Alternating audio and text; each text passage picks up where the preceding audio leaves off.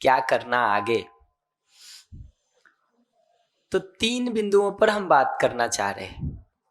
पहला ये कि समझने की क्या मूलभूत बातें हैं जिस पर अपने को ध्यान बना के रखना है। तो किन मूलभूत बातों को ध्यान में बना के रखें, नंबर 1। नंबर 2, उसको अपने आचरण में, अभ्यास में, जीने में लाने के लिए क्या करें। और तीसरा, जिन चीजों में हम आज के दिन उलझ गए हैं, चाहे कैरियर का हो, चाहे रिलेशनशिप का हो, उसके संदर्भ में, या चाहे सेंसेशन का हो, उस संदर्भ में क्या करें। ठीक है, स्पीड ज्यादा तो नहीं है मेरी, लिखने का काम नहीं करना, बाकी स्पीड ज्यादा लगे तो मुझे रोक लेना। सुन लो, हो सकता है बहुत काम सुनते हुए ही हो जाए, इतने दिन तक तो लिख ही रहे हो। तो जो पहला मूलभूत जगह है अपनी जिंदगी में आगे बढ़ने का, वह है दूसरों से मिलने वाले सहयोग को पहचानने का।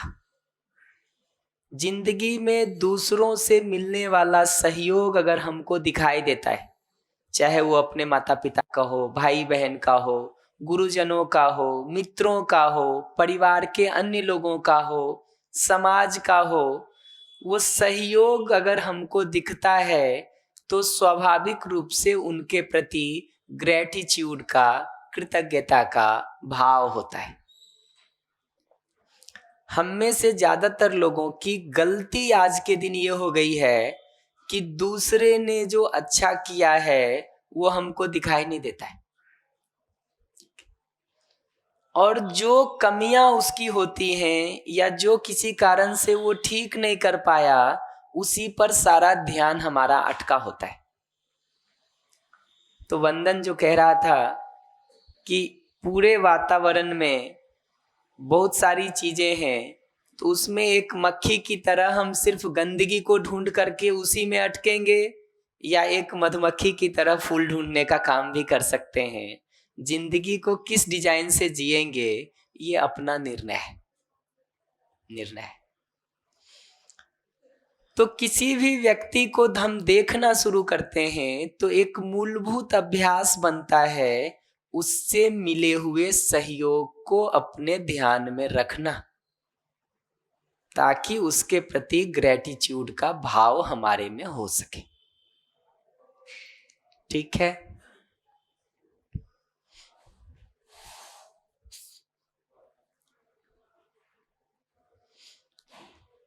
पूरी जांच परख की समझने के प्रोसेस के बारे में ये बात हम लोगों ने कही थी कि जो भी कहा जा रहा है या समाज से जो आता है, दूसरी जगहों से जो आता है, media, advertisement, television, news channel, internet, आज के दिन इंफॉर्मेशंस हमको बम्बार्ड कर रहे हैं।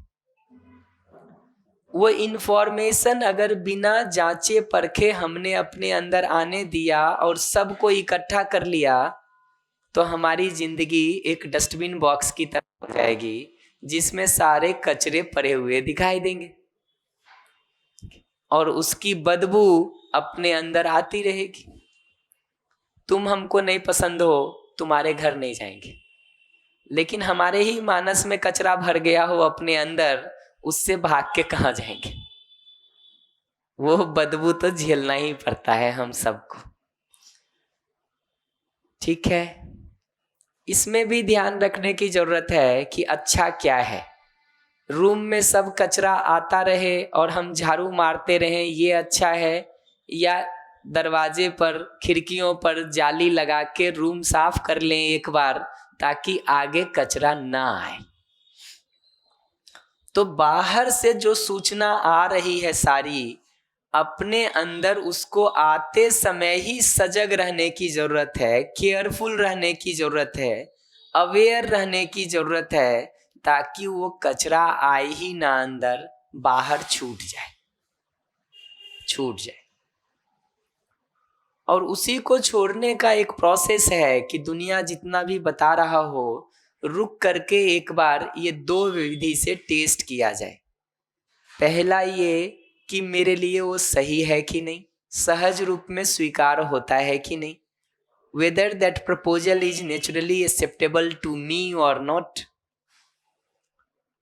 और दूसरा ये कि उसको जी करके जब देखने जाते हैं तो अपना भी सुख और जिसके साथ जी रहे हैं उसका भी सुख, ये दोनों होता है कि नहीं, हमारी भी समृद्धि प्रोस्पेरिटी और जिसके साथ जी रहे हैं उसकी भी समृद्धि प्रोस्पेरिटी होती है कि नहीं।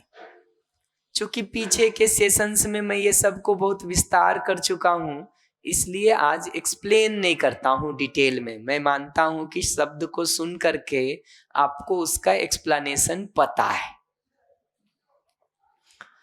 तो दूसरी बात ये कह रहा हूं कि बाहर से जो कुछ भी आ रहा है हमारे अंदर, अपने को एक डस्टबिन बॉक्स बनाने के बदले जांच परख का फिल्टर लगातार लगा के रखा जाए कि ये बात हमको सहज रूप में स्वीकार है कि नहीं, और ऐसा जीने से हम दोनों का सुख और हम दोनों की समृद्धि होगी कि नहीं, ये दोनों टेस्ट से जो पास कर जाता है वो बात हमारे लिए सही है। जो इसमें नहीं पास करता वो हमारे लिए सही नहीं है, हम उसमें उलझने ही वाले।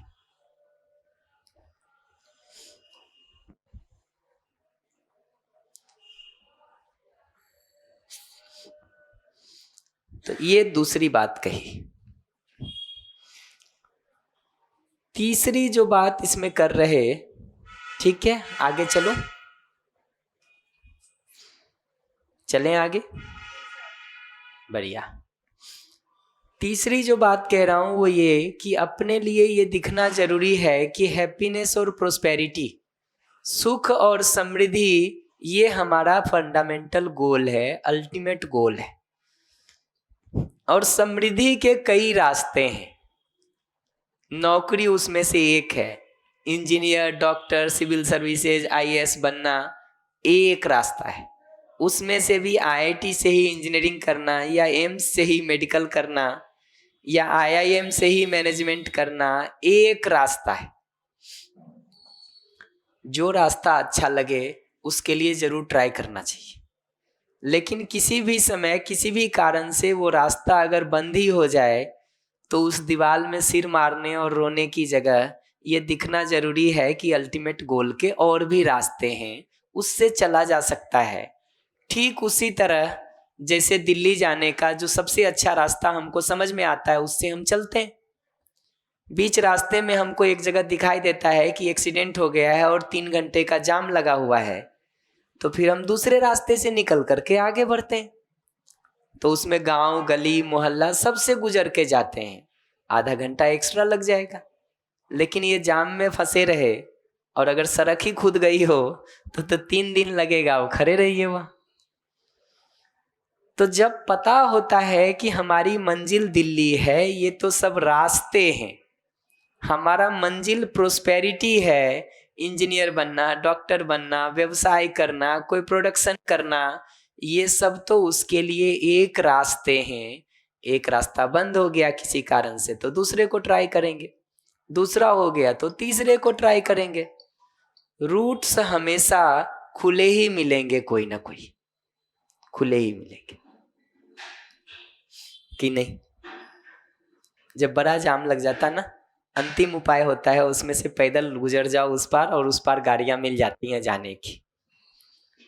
तो रास्ते हमेशा निकल जाते हैं, शांति से सोचने जाते हैं तो उलझ जाते हैं और समस्याओं को ही सोचते रहते हैं तो उपाय नहीं निकलता। तो समृद्धि के अनेक रास्ते हैं, उसमें से जो बेस्ट लगता है वहां से शुरू करते हैं, लेकिन वो ब्लॉक हो गया तो अल्टरनेटिव्स पर काम करके आगे बढ़ लेते हैं। ये समझ में आया? तीसरी बात मुझे ये कहनी थी।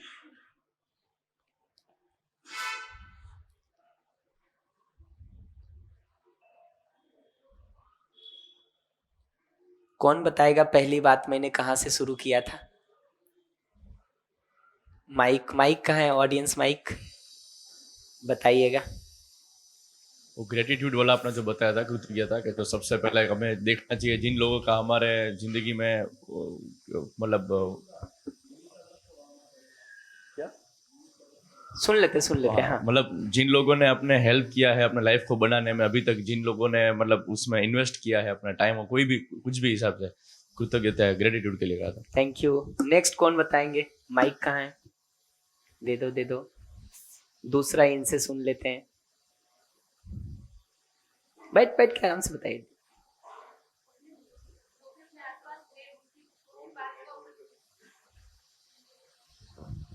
अपने आसपास जो भी जिससे भी अपना काम में लोग मतलब इन्वॉल्व होते हैं या अपने काम में आता, उनकी बात को अपन सुन के समझ के उनको अपना मतलब उनकी बात को फिल्टर करके सुने और उस हिसाब से अपना जवाब दे या अपना बढ़िया। उसके लिए अभ्यास करें। आखिरी बात क्या कही हमने? सर लास्ट बात ये थी कि अल्टीमेट गोल हमारा सुख और समृद्धि पाना है, बाकी सब हमारे इंटरमीडिएट गोल हैं। तो फंडामेंटल गोल को ध्यान रखते हैं तो रास्ते कई सारे निकल जाते हैं। तो समृद्धि के लिए अनेक रास्ते संभव हैं, जो बेस्ट लगे वहां से चलना शुरू करें। ब्लॉक हो जाए तो अल्टरनेटिव रूट से चल लें। तो समृद्धि पर ये कमेंट था हमारा। अब सुख पर एक कमेंट कर लेते हैं चौथी बात में। सुखी होने के लिए तो मानव के रूप में अपने समझ का, भाव का, विचार का, शरीर के स्वास्थ्य का ठीक होना जरूरी है। परिवार में, संबंधों में विश्वास, सम्मान, स्नेह, प्रेम जैसे भावों के साथ जीने की जरूरत है। समाज में शिक्षा की, स्वास्थ्य की, न्याय की, उत्पादन की, एक्सचेंज या विनिमय की व्यवस्थाओं का ठीक होना जरूरी है।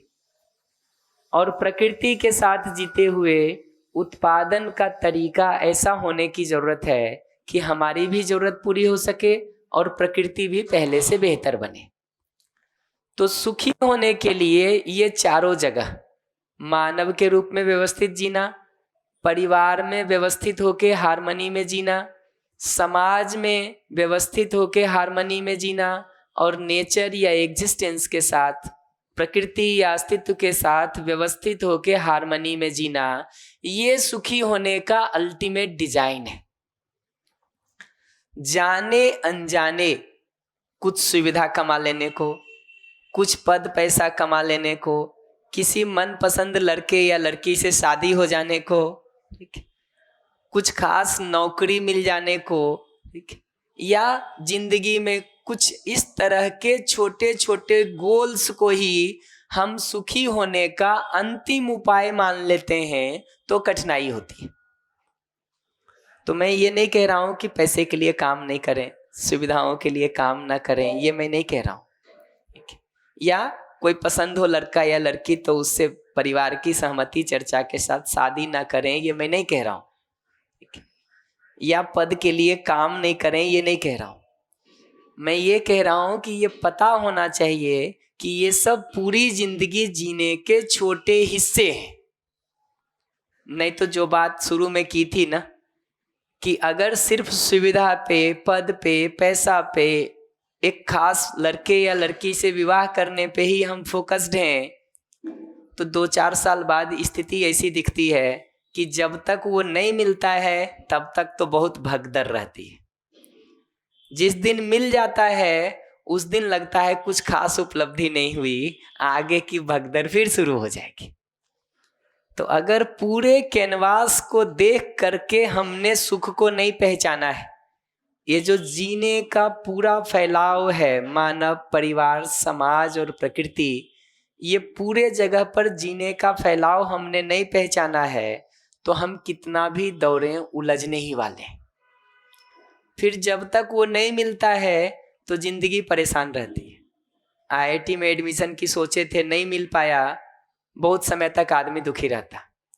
किसी मनपसंद लड़के लड़की से शादी करना चाहते थे, नहीं मिल पाया, जिंदगी में तक दुखी रहता है। मिल गया ना, दुख उसके बाद फिर से दूसरा शुरू हो जाता है। कई बार तो ये लगता है कि जिसके पीछे भागे थे, मेहनत तो इतनी लगी, मिला कुछ खास नहीं।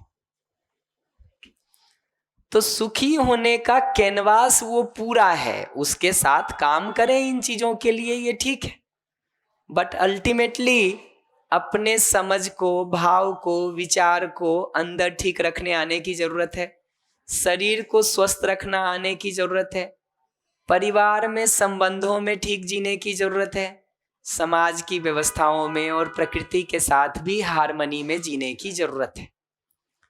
तो जीने के हर डायमेंशन में हार्मनी हो करके ही सुख मिलेगा।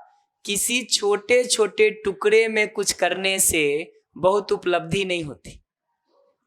जो बात मैं पहले दिन भी कह रहा था कि अगर संबंधों पर काम नहीं किए हैं तो घर में सुविधाएं तो बढ़ती जाएंगी, दुख यथावत रहता है। तो इतना ही फर्क होता है कि पहले दरी और कुर्सी पे बैठ के एक दूसरे से लड़ाई झगड़ा, विरोध, मनमुटाव, ईर्ष्या, द्वेष और घृणा कर रहे थे, अब सोफा पे बैठ के भी कर सकते हैं क्योंकि पैसा आ गया है। पहले गांव के किसी कोने में घर होगा, वहां ये सब कर रहे थे, अब शहर के पॉश इलाके में 4 कमरे का मकान लेके वहां भी यही करेंगे। तो मैं ये नहीं कह रहा हूं कि मकान नहीं हो, ठीक है, या सुविधा में प्रोग्रेस ना करें। मैं ये कह रहा हूं कि सिर्फ उतने से जिंदगी नहीं चलेगी। सिर्फ उतने से तो इतना ही होगा कि पहले घर में लड़ झगड़ रहे थे, अभी पैसा है तो शिमला, कुल्लू, मनाली और वेनिस जाके भी लड़ झगड़ सकते हैं।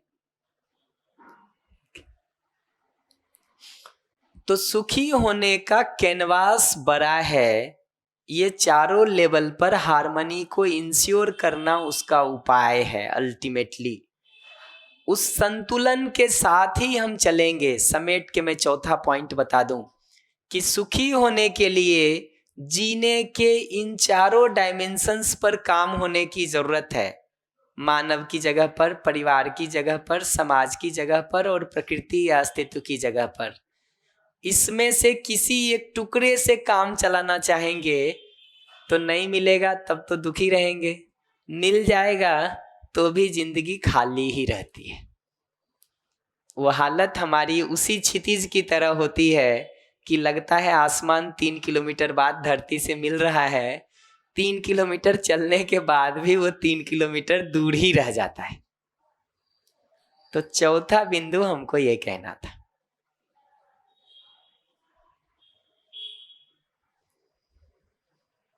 ठीक है, कठिन तो नहीं लग रहा? आज आसान लग रहा होगा अब तो, क्यों? हाँ सर।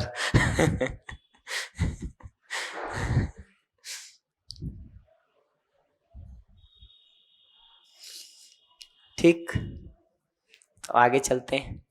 एक एक करके मानव में, परिवार में, समाज में, प्रकृति में कुछ मुख्य बिंदुओं पर ध्यान दिला देता हूं।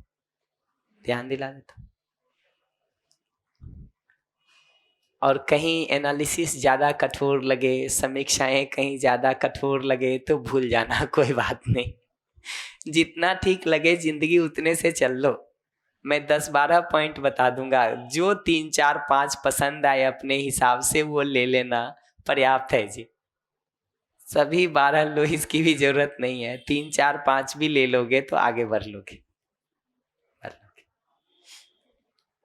ठीक है, तो 5वें पॉइंट पर आ जाते। मानव के बारे में बेसिक बात कर देता हूं।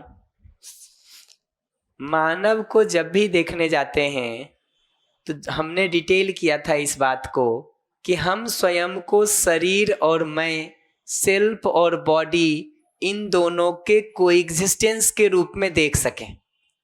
जब भी हमारा ध्यान चाहे मानव के रूप में स्वयं पर जाता हो, चाहे आप पर जाता हो, तो आपको भी और अपने को भी हम सेल्फ और बॉडी, इन दोनों के कोएग्जिस्टेंस के रूप में देख सकें। शरीर की आवश्यकता जो भोजन, कपड़े, घर जैसी हैं, उसको अलग पहचान सकें, और जो स्वयं की आवश्यकता है सही समझने की, सही भाव की, विश्वास, सम्मान, स्नेह की, सुख की, उसको अलग पहचान सके। सुविधा वाली जरूरतों को पूरा करने के लिए तो नौकरी, व्यवसाय, रोजगार, कुछ न कुछ काम चाहिए। लेकिन जो स्वयं की जरूरत है, सुख की, विश्वास, सम्मान, स्नेह, प्रेम जैसे भावों की, उसके लिए तो सही समझ और सही भाव हम में भी होना बनता है, तुम में भी होना बनता है।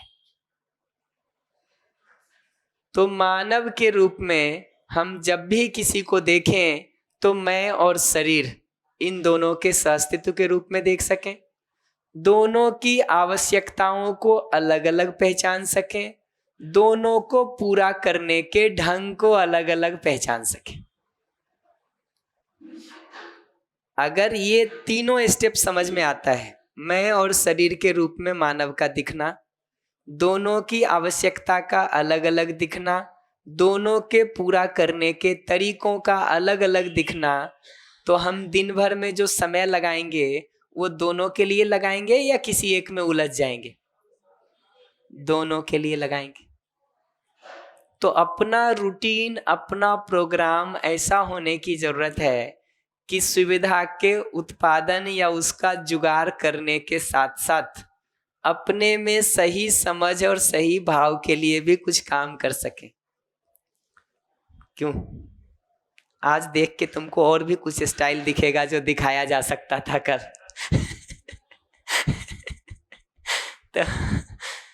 तो ये पकड़ना जरूरी है कि मानव के रूप में अपने को देख रहे हैं, चाहे अगले को देख रहे हैं, मैं और शरीर इसके सहअस्तित्व के रूप में हम उसको देखें। सिर्फ शरीर देखने के बदले आवश्यकता को दोनों तरह की पहचान सकें, रोटी कपड़ा मकान के साथ विश्वास, सम्मान, स्नेह, प्रेम, सुख जैसा भी, और पूरा करने के ढंग में भौतिक रासायनिक वस्तु के लिए रोजगार, उत्पादन, नौकरी के साथ साथ सही समझ और सही भाव के लिए काम करने पर। और इस पर बहुत विस्तार से हम बात कर चुके हैं, इसलिए डिटेल नहीं करूँगा कि सुविधा या सामान से जब सम्मान चाहते हैं तो मेरी सुविधा या मेरा सामान आपसे बेहतर होगा तभी सम्मान मिलेगा। तो हम आपसे आगे बढ़ने का सोचेंगे सामान में, आप हमसे बेहतर होने का सोचेंगे। इस प्रोसेस में हम दोनों एक दूसरे को विरोधी के रूप में पहचानते हैं, सहयोग नहीं कर पाते। विरोधी के रूप में पहचानेंगे तो या तो एक दूसरे के रास्ते में पत्थर डालेंगे या बहुत करेंगे तो पत्थर नहीं डालेंगे। सहयोग करने का माइंडसेट नहीं बन सकता है अगर हम एक दूसरे को विरोधी के रूप में देख रहे हैं तो। फिर ये भी बात की थी कि जैसे ही हम तुलना के आधार पर सुविधा की जरूरत को पहचानने लगते हैं, अब हम अपनी सुविधा की जरूरत को तय नहीं कर सकते। तो यहाँ बैठे हुए सभी 100 लोग शरीर को स्वस्थ रखने की दृष्टि से तो कपड़े की जरूरत को पहचान सकते हैं, लेकिन सबसे महंगा और अच्छा दिखने वाला कपड़ा हमारा होना चाहिए। अगर ऐसा गोल ले लेंगे तो अब मेरे कपड़े को मैं नहीं तय कर सकता हूं, आप 99 लोग मिलकर तय करेंगे कि श्याम का कपड़ा कैसा होगा। तो मेरा रिमोट कंट्रोल दूसरे के हाथ में चला जाता है। सुविधा की जरूरत ही मेरी तय नहीं होती है, और सुविधा की जरूरत तय नहीं हुई ना तो कितनी भी सुविधा इकट्ठी होती जाए अभाव लगता ही रहेगा, दरिद्रता लगती ही रहेगी, डिप्रीवेशन लगता ही रहेगा। जो बात हम लोग कर रहे थे तीसरे चौथे दिन भी कि पिछले 20-25 सालों में सुविधाएं बहुत बढ़ी है। एक घर ऐसा नहीं दिखा उस दिन हम लोगों को जिनके घर में सुविधाएं कम हुई हो, लेकिन सुविधा बढ़ने के बावजूद भी समृद्धि की मानसिकता आ गई हो, अभाव से मुक्ति हो गई हो, ऐसा नहीं दिखता है। क्यों? क्योंकि सुविधा की जरूरत ही नहीं पता चलती है तुलना की मानसिकता के साथ, पता ही नहीं चलता है। इसी तरह से सुविधा या सामान से सम्मान पाना चाह रहे हैं तो अगर दूसरा उसको देख के एप्रिशिएट नहीं करता है तो हमारे अंदर तनाव पैदा होना शुरू हो जाता है। एप्रिशिएट कर भी दे लेकिन उसी समय 2-4 लोग हमसे आगे बढ़ते हुए दिखाई दें सुविधा में, तो तुलना की मानसिकता के साथ वो हमको विरोधी के रूप में दिख रहे हैं और हम पीछे छूट रहे हैं उनसे, तो ईर्ष्या का, द्वेष का, जलन का जन्म होता है अपने अंदर, कि नहीं होता है ना। Thank you. इसी तरह से आखिरी बात ये लिखी है कि इस तुलना के माइंडसेट के साथ अपने से कम वाले को देख करके अहंकार आता है, सुपीरियरिटी कॉम्प्लेक्स आता है, ईगो आता है,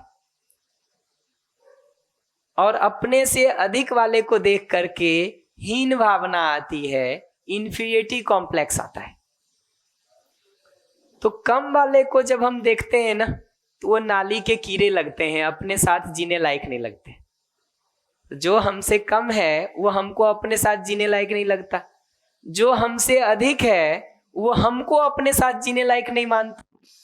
तो आधे को हमने लात मार दिया, बचे आधे ने हमको लात मार दिया, तो जिंदगी में अकेले होने की जगह पर हम खड़े हो जाते।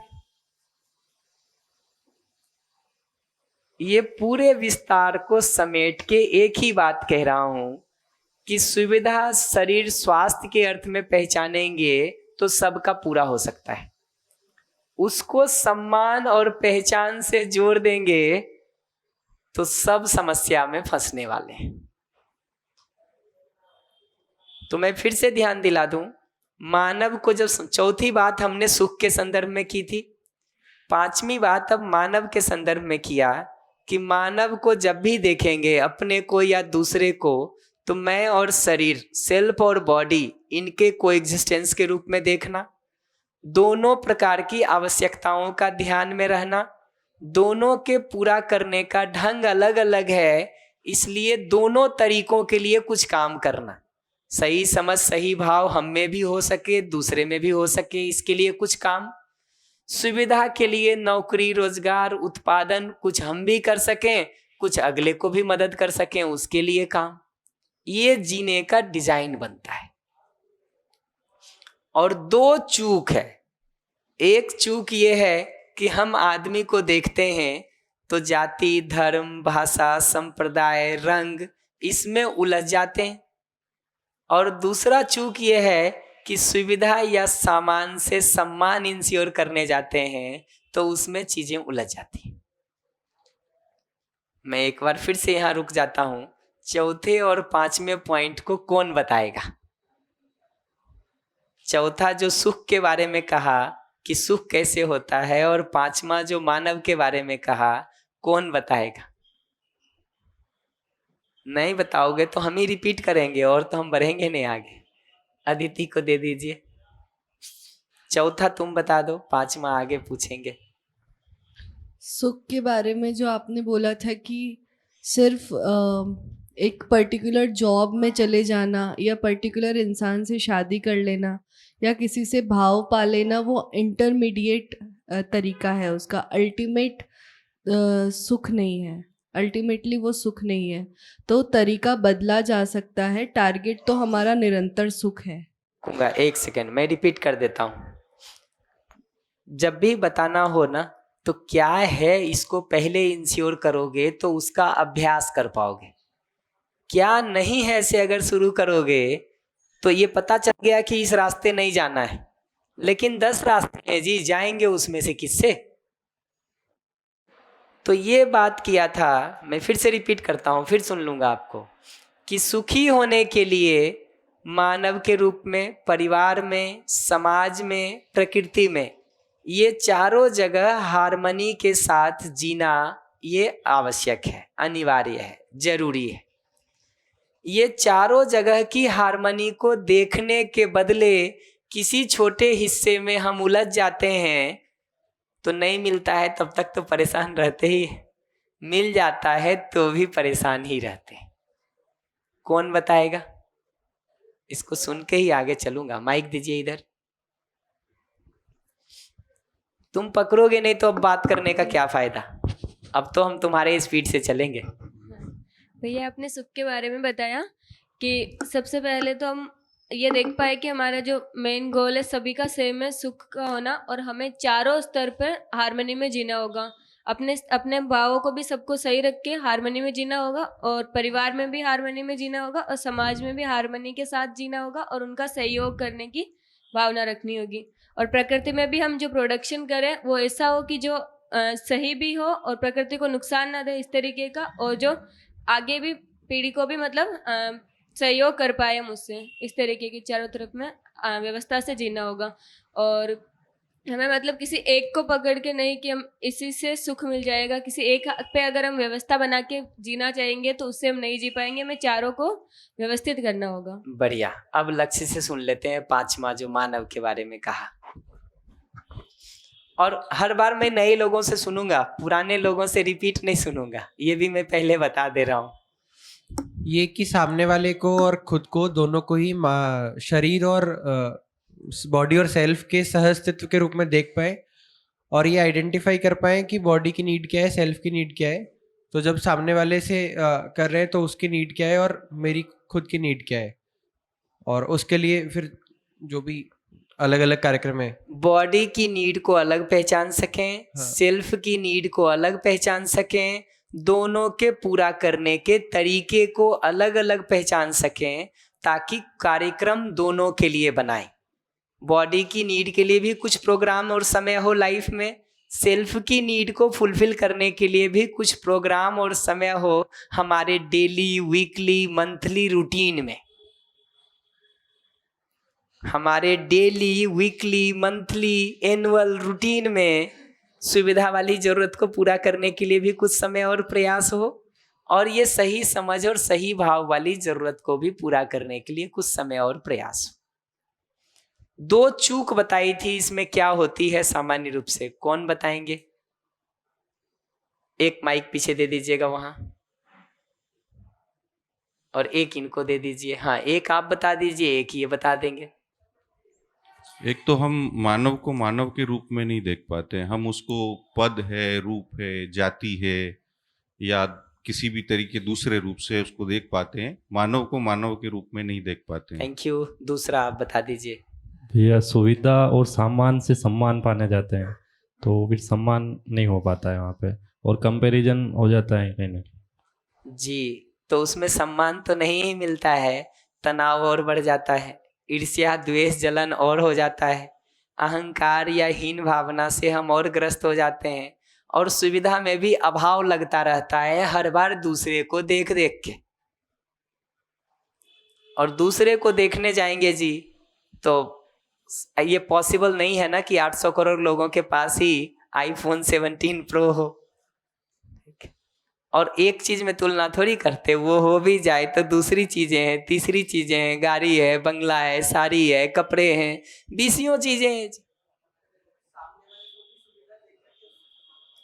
जी। सामने वाले को सुविधा देके भी सम्मान पाना चाहेंगे तो गलत प्रोग्राम हो गया। ये दिखना जरूरी है कि सही समझ और सही भाव से ही वो होगा। तो मानव के बारे में समझ में आया। तो 5 बातें अभी तक की हमने।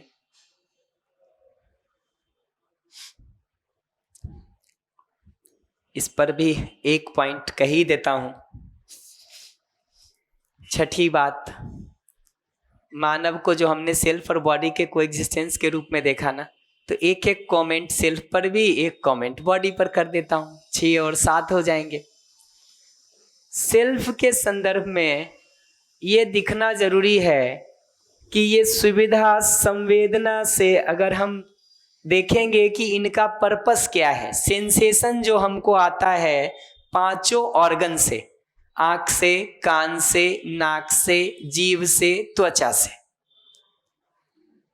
ये 5 सेंसेस से जो हमको इंफॉर्मेशंस आते हैं, सूचनाएं आती हैं, उन इंफॉर्मेशंस का पर्पस क्या है उसको अगर देखेंगे तो ये सभी सुविधा और संवेदना का पर्पस शरीर को स्वस्थ रखने के अर्थ में है, या शरीर से जो काम हम ले रहे हैं उसको बढ़ाने के लिए।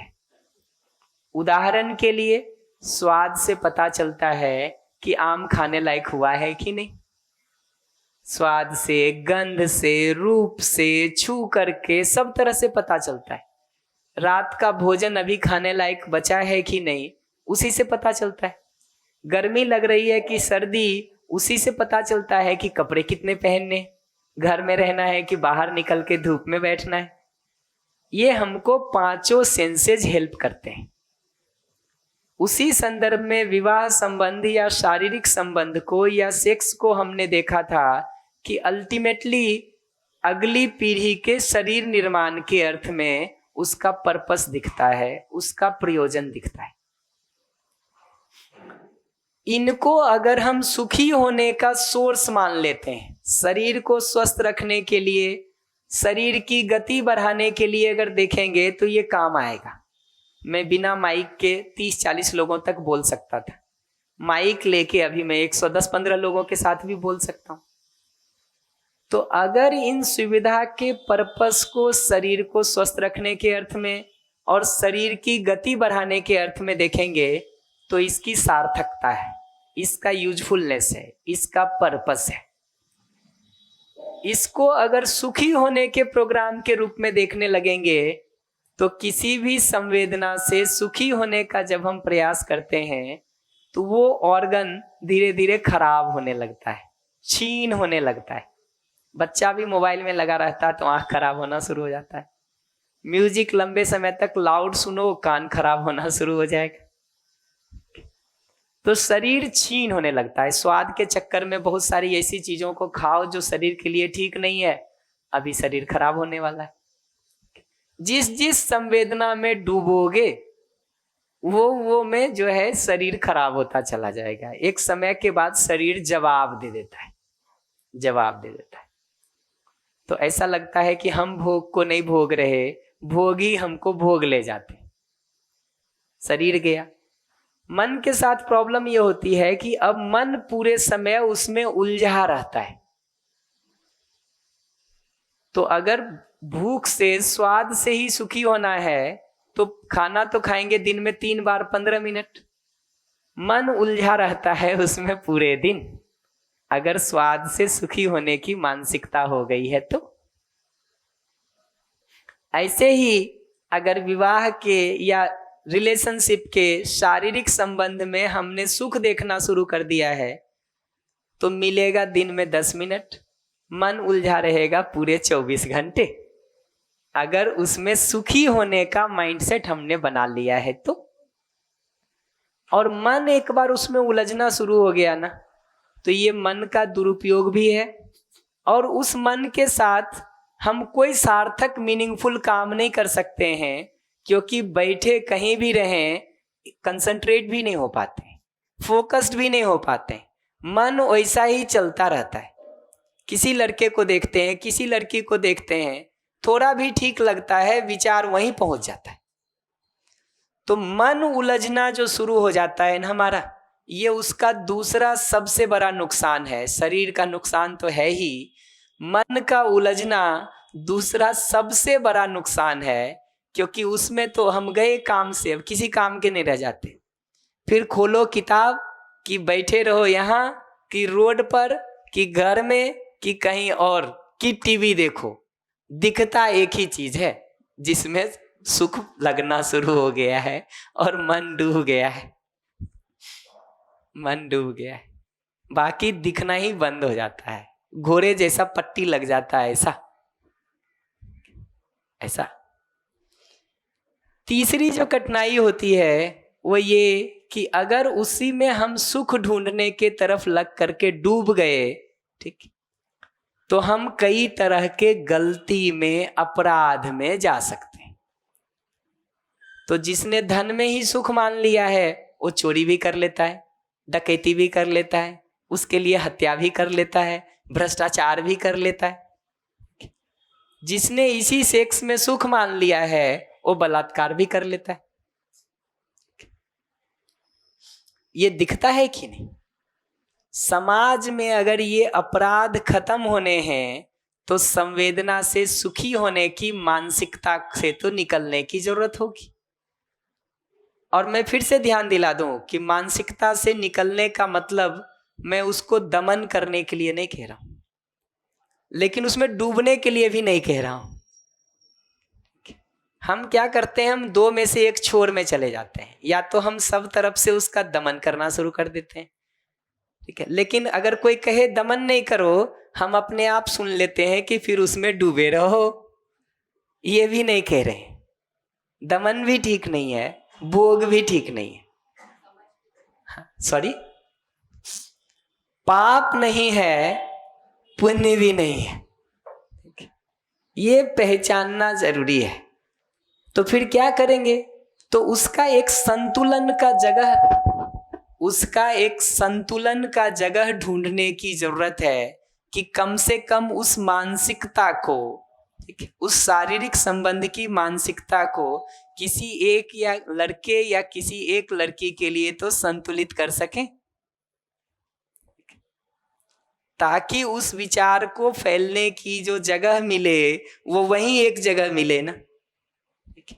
अगर वो नहीं करते हैं और उसी में डूब जाते हैं, उसी में वैरायटी, उसी में क्वांटिटी, उसी को प्रोलॉन्ग करने का सोचते रहते हैं, फिर पूरे समय शरीर खराब होता है, मन उलझा रहता है और 10 तरह की सामाजिक समस्याएं और अपराध शुरू होते हैं।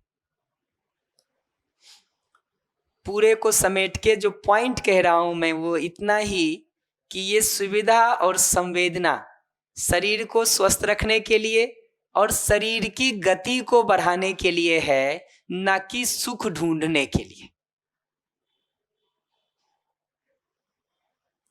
और इसमें सुख लग रहा है तो संतुलन को पाना है, बैलेंस को पाना है, ना कि उसी में वैरायटी और क्वांटिटी को बढ़ाते रहना है। और अगर बढ़ाएंगे तो शरीर खराब होगा, मन खराब होगा, समाज में 10 तरह के अपराध शुरू होंगे।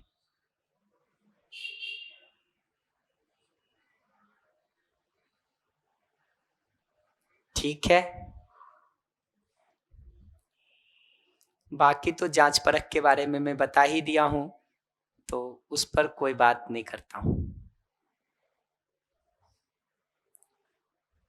आगे चले,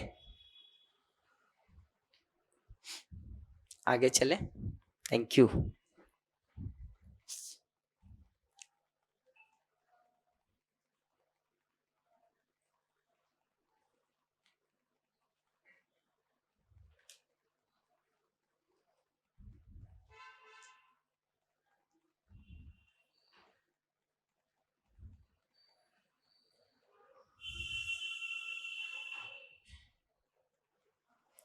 शरीर के संदर्भ में स्वास्थ्य को लेके मुझे बस एक बात कहनी थी, इसलिए मुझे इतना आगे आना पड़ा। शरीर के संदर्भ में देखेंगे ना तो स्वस्थ रहना मुख्य मुद्दा है, ना कि बीमारियों का इलाज करना। और स्वस्थ रहना जब मूल मुद्दा समझ में आता है ना, तो आहार, अपना फूड इनटेक, लाइफस्टाइल, विहार, ठीक है, अपने भाव विचार का ठीक होना, श्रम व्यायाम का होना, आसन प्राणायाम का होना, ये मुख्य स्वस्थ रहने की जगह है। औषधि, मेडिसिन्स और सर्जरी तो इलाज के लिए कभी सालों में एक दिन जरूरत पड़ जाए तो समझ में आता है, जिंदगी में एक आध बार जरूरत पड़ जाए तो समझ में आता है, वो लाइफस्टाइल नहीं है। तो मुद्दा स्वस्थ रहना है, ना कि बीमार होना। स्वस्थ रहना मुद्दा है, ना कि बीमारी का इलाज। स्वस्थ रहने की जगह से अपना भाव विचार ठीक रखना, ताकि मन का प्रभाव शरीर पर खराब ना पड़ जाए। आहार विहार ठीक रखना, श्रम व्यायाम की मानसिकता को रखना, उसको कर पाना, ये स्वस्थ रहने का डिजाइन दिखता है, ना कि दवा और हॉस्पिटल। स्वास्थ्य केंद्र में है तो ये आहार विहार, मन ठीक रखना, ये केंद्र में आएगा।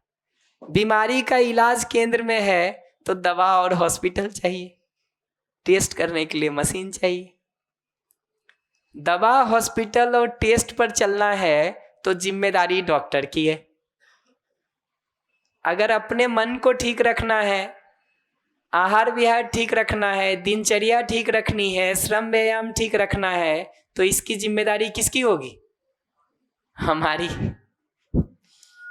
तो स्वास्थ्य के संदर्भ में एक ही बात कह रहा हूं मैं कि मुद्दा स्वस्थ रहना है, ना कि बीमारी का इलाज। और उसके लिए अपना मन ठीक रखना, श्रम व्यायाम आसन प्राणायाम आहार विहार ठीक रखना ये मूल कार्यक्रम है और उसकी जिम्मेदारी हमारी है। तो एक बात मैंने कही सेल्फ की जगह पर कि सुविधा का संवेदना का पर्पस क्या है, वो सेल्फ की जगह पे कहा था। बॉडी की जगह पे ये बात कह रहा हूं कि स्वस्थ रहने के लिए करना क्या है। 2 बिंदु बताए, कौन बताएगा पहला और दूसरा? रिपीट वालों को नहीं करेंगे, रिपीट वाले हैंड रेज ना करें। आप बोल चुके हैं पहले, माइक ले लीजिए। दूसरे कौन बताएंगे बताइए, और कोई नहीं बताएगा तो मैं हूं, मैं फिर से बताऊंगा। संवेदनाओं से मतलब कि सुख पाने की बजाय हम उनको आवश्यकता के रूप में देखें। जैसे आलस्य वगैरह आ रहा है तो हम मतलब आलस ना करके उसको अपने सार्थक कार्य में लगाएं, अपनी एनर्जी को मतलब और दूसरी चीजों में लगा के प्रोडक्टिविटी में ध्यान दें। मैं रिपीट करता हूँ। हाँ, माइक दे दीजिए इनको प्लीज, कुछ कहना चाह रही हैं। भैया 2 चीज़ बताई थी उसमें आपने कि जब अपन संवेदनाओं से सुख पाने की कोशिश करते हैं तो पहला तो शरीर को भी नुकसान है क्योंकि अपने ऑर्गन डैमेज होते हैं, उनकी कोई लिमिट होती है, चाहे वो जीभ हो, पेट हो, कोई भी संवेदना का ऑर्गन हो। और सेकंड चीज़, अपना मन भी वही लगा रहता है तो बार बार वही फंसे रहेंगे। सुख तो उसका 2 मिनट का मिल रहा है, वो टेम्परेरी प्लेजर, बट मैं पूरे 24 घंटे उसके बारे में सोचती रहूँगी। वो चीज़ मेरे दिमाग में बनी रहेगी कि मुझे करना है, मुझे करना है, मुझे खाना है, मुझे जाना है। वो 2 चीज़ बोली थी। तीसरा कहा था समाज के अपराध शुरू हो जाते हैं, क्योंकि उसी में ही अगर मुझे सुख दिख रहा है, जैसे मुझे धन में सुख दिख रहा है, तो फिर मेरे पास ऑप्शन यही रहेंगे कि कैसे न कैसे करके बस वो मिल जाए। पॉजिटिवली नहीं मिल रहा है तो मैं किसी दूसरे ऑप्शन पे जंप करूंगी क्योंकि वही ब्लॉक हो गई हूँ ना मैं तो। बढ़िया। और तो हाँ, सॉरी स्वास्थ्य वाला भी आपने यही बोला। एक सेकंड, स्वास्थ्य पे रुकते हैं, हमको इसी पर एक कमेंट करना, ये तो नहीं करना है वाली जगह है। पर्पस क्या है सेंसेशन का देखेंगे तो शरीर के लिए क्या ठीक है क्या ठीक नहीं है, स्वास्थ्य के लिए क्या ठीक है क्या ठीक नहीं है उसके लिए, और शरीर की गति बढ़ाने के लिए वो काम आता है। पैदल जाना हो तो घंटे भर में 6 किलोमीटर चल पाएंगे, साइकिल बना लिए तो 20 किलोमीटर चल लेते हैं, बाइक बना लिए तो 80-90 किलोमीटर भी चल लेते हैं, कार बना लिए तो 150 किलोमीटर चल लेते हैं, एरोप्लेन बना लिए तो 1000 किलोमीटर भी चल लेते हैं, 800 किलोमीटर भी चल लेते हैं। तो संवेदना का पर्पस ये है कि शरीर के लिए क्या ठीक है वो हमको पता चल सके, और जो काम हम शरीर से कर रहे हैं उसकी गति बढ़ सके, ये सुविधा और संवेदना का पर्पस है। कौन बताएंगे? सुने बिना नहीं बढ़ूंगा, इधर माइक दे दीजिए। भैया इसको मतलब मैं थोड़ा जिस तरह से मैं समझाऊँ एक बार वैसा रख दूँ इसको, मतलब तो भैया जो मतलब ऐसा दिखता है कि अगर मूल्य में सुख दिखने लग जाए और उस पर हम अगर काम करते हैं तो ये बाय डिफ़ॉल्ट जो शरीर से सुख मिलने वाला चीज़ है वो बाय डिफ़ॉल्ट अपने आप नियंत्रित होगा। और अगर नहीं वैसा करते हैं, मूल्य में सुख वाला चीज़ अगर नहीं पता चलता है तो फिर बाय डिफ़ॉल्ट फिर हम वापस इसी में सुख फैलाने का ट्राई करेंगे। ऐसा कुछ मैं समझाऊँ अपने साइड से। आप जो भी कहिए मैं उस पर कमेंट अभी नहीं करूंगा। मैंने जो कहा है उसको कौन बताएगा? माइक दे दीजिए जिन्होंने नहीं बोला है। हाँ प्लीज। भैया आपने ऐसा बताया कि जो ये 5 संवेदनाएं हैं वो शरीर को स्वस्थ रखने के लिए है और शरीर की गति बढ़ाने के लिए है। जी, सुविधा और संवेदना दोनों ही, जो सुविधा है गाड़ी घोड़ा मकान, ये और जो सेंसेशन आते हैं ये शरीर के स्वास्थ्य के लिए क्या ठीक है क्या ठीक नहीं है उसको पहचानने के लिए है और शरीर की गति बढ़ाने के लिए है। तो पॉजिटिव पर्पस तो ये है।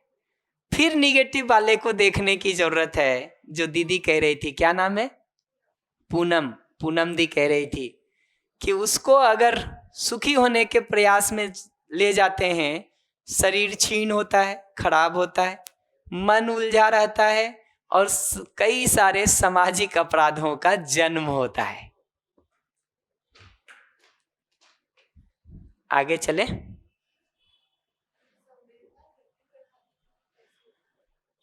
सुविधा दिख रहा है ना, कम से कम ना।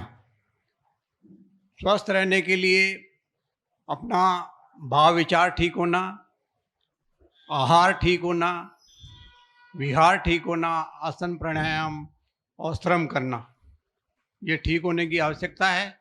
तो अपन स्वस्थ रहेंगे तो बीमारी होगी नहीं, तो आगे की जरूरत ही नहीं पड़ेगी। और जिम्मेदारी किसकी है ये करने की? कौन कर अपनी- पाएगा? अपन को। हम ही कर सकते हैं। दूसरा कोई दवा तो लिख सकता है, हॉस्पिटल तो भेज सकता है, लेकिन हमारा मन ठीक रख दे, हमारा आहार विहार ठीक रख दे, हमारा दिनचर्या ठीक रख दे, श्रम की मानसिकता बना दे, व्यायाम करने लगे, ये हमारे बदले आप कर सकते क्या? नहीं कर सकते। तो जिम्मेदारी स्वयं की होती है, स्वयं की होती है। और उसका रिजल्ट होता है कि 65 साल की एज में भी आदमी युवा रहता है। और क्या, ये तो 65 साल वाले ही बोल सकते हैं।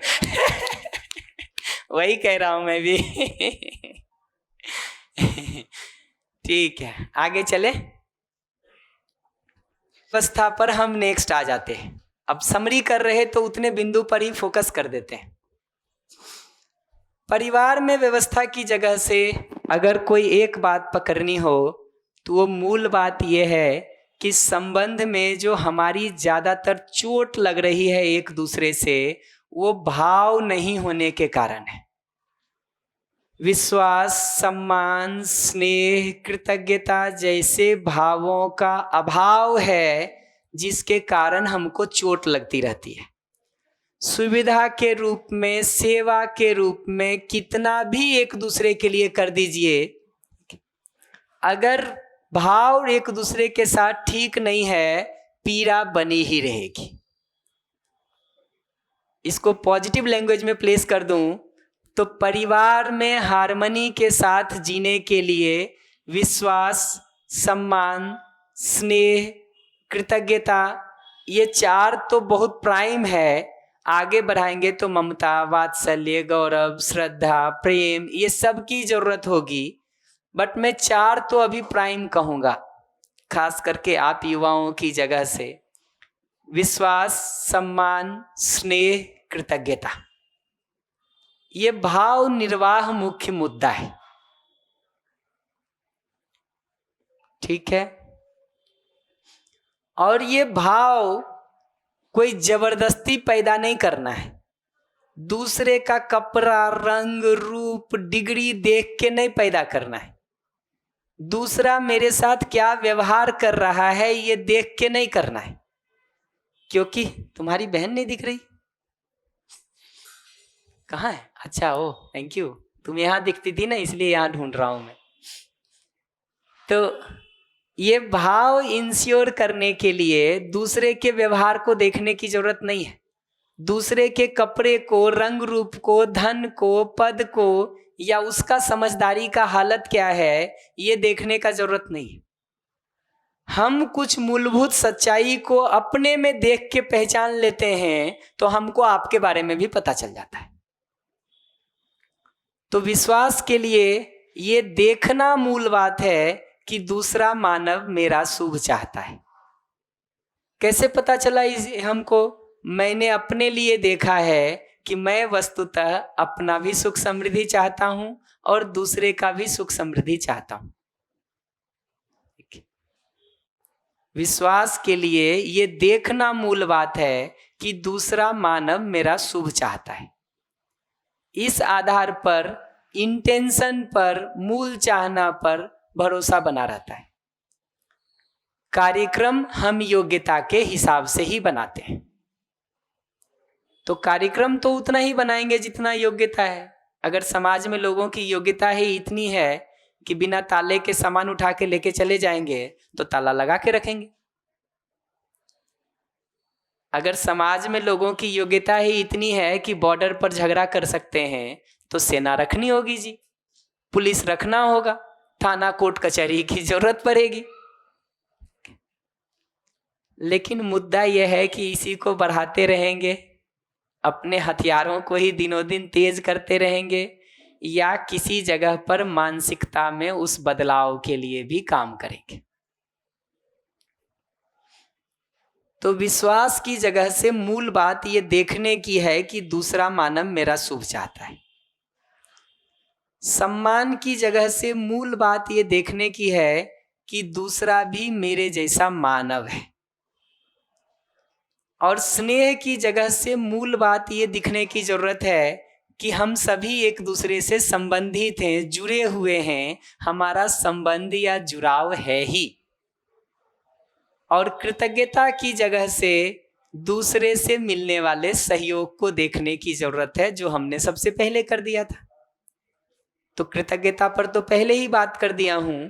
तो अब विश्वास, सम्मान और स्नेह को देखने के लिए अगर एक लाइन हमको कहना हो तो उसको मैं ऐसे कहता हूं कि मानव, जो अगला मानव है, वो भी, मैं भी, जिस मानव को भी मैं देखता हूं, वो मानव वस्तुतः सही समझना चाहता है, सही जीना चाहता है, सही समझ सकता है, अपना सुख समृद्धि चाहता है, हमारा भी सुख समृद्धि चाहता है।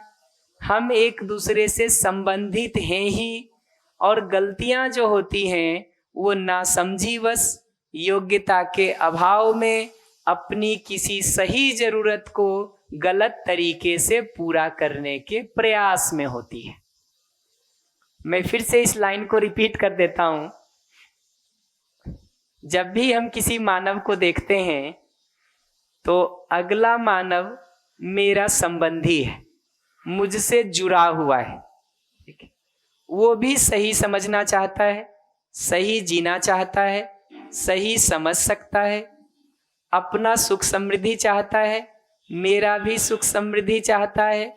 और गलतियां जो होती हैं वो नासमझीवश, योग्यता के अभाव में, अपनी किसी सही जरूरत को गलत तरीके से पूरा करने के प्रयास में होती है। ये सच्चाई को देखना होता है। तो ये सच्चाई आधार बन जाती है मेरे में विश्वास, सम्मान और स्नेह के भाव का। और कृतज्ञता को भी इसी में जोड़ना हो तो आगे एक चीज और देख लेंगे, दूसरे से मिलने वाला सहयोग। वो लाइन फिर से रिपीट कर दूं कि कोई बता पाओगे? ट्राई करने दो जरा, माइक दो जी इनको।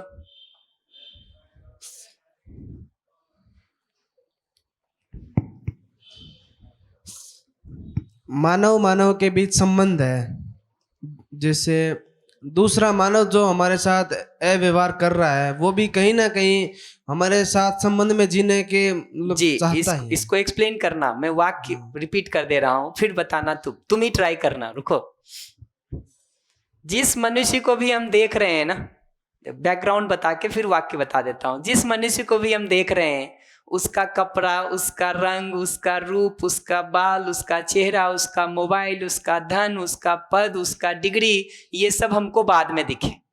इवन उसका व्यवहार, उसका आचरण, उसका समझ का हालत, ये सब हमको बाद में दिखे। पहली चीज जो उस मानव के लिए देखने की जरूरत है वो ये कि अगला मानव मेरा संबंधी है। वाक्य सुन लो, फिर सुनाना हमको। अगला मानव मेरा संबंधी है। वो भी सही समझना चाहता है, सही जीना चाहता है, सही समझ सकता है, अपना सुख समृद्धि चाहता है, मेरा भी सुख समृद्धि चाहता है।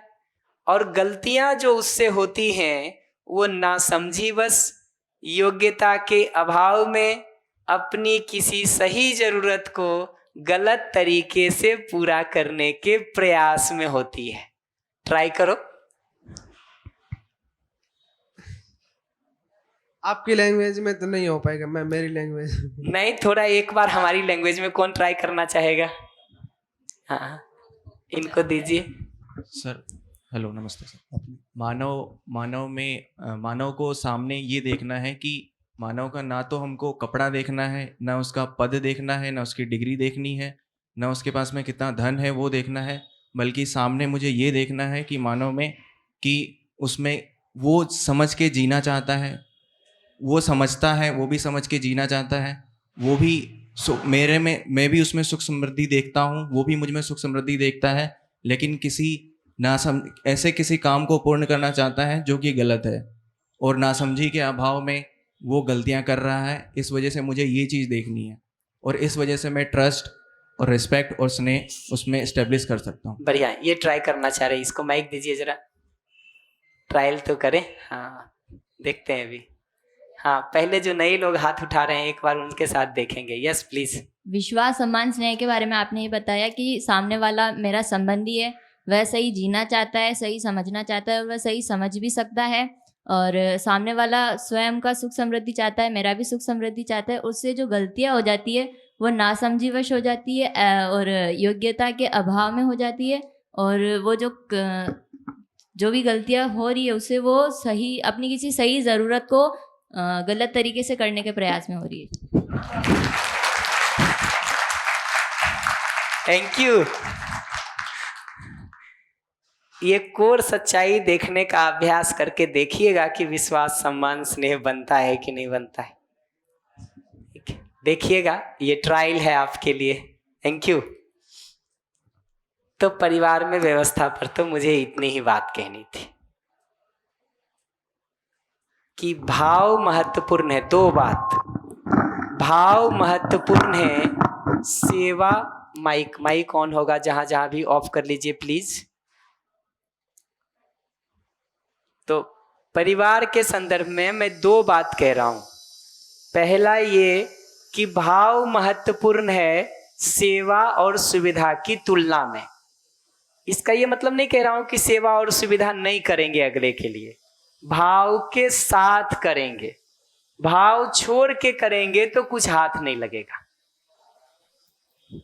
और दूसरा, भाव का आधार मेरी ये समझदारी है कि मानव मूलतः मेरा संबंधी है, सही समझना चाहता है, सही जीना चाहता है, सही समझ सकता है, अपना सुख समृद्धि चाहता है, मेरा भी सुख समृद्धि चाहता है, और गलतियां जो उससे होती हैं वो नासमझीवश, योग्यता के अभाव में, अपनी किसी सही जरूरत को गलत तरीके से पूरा करने के प्रयास में होती है। इतनी बात हमको परिवार के संदर्भ में कहनी थी। ठीक है, फाइन। कम्युनिकेशन के संदर्भ में भी एक दो बात कह देता हूं।